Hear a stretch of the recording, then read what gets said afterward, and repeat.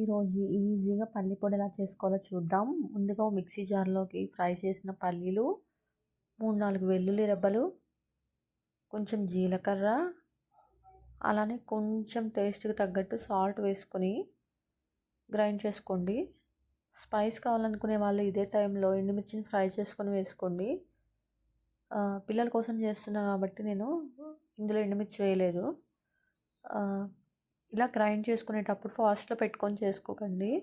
ఇలా స్లోలో పెట్టుకొని చేసుకొని మధ్య మధ్యలో కలుపుతూ చేస్తూ ఉండాలి, లేదంటే పేస్ట్లా అయిపోతుంది. ఇలా మెత్తగా పౌడర్ అయ్యేదాకా చేసుకొని ఒక ఎయిర్ టైట్ కంటైనర్లో పెట్టుకొని స్టోర్ చేసుకోండి. ఎప్పుడైనా అన్నంలో కర్రీ నచ్చినప్పుడు ఈ పౌడర్ కొంచెం వేసుకొని ఆయిల్ ఆర్ గీతో కలుపుకొని తింటే చాలా బాగుంటుంది. మీరు ఇలా చేస్తారా? ఒకవేళ చేయకపోతే ఇలా ట్రై చేసి చూడండి, కామెంట్ చేయండి.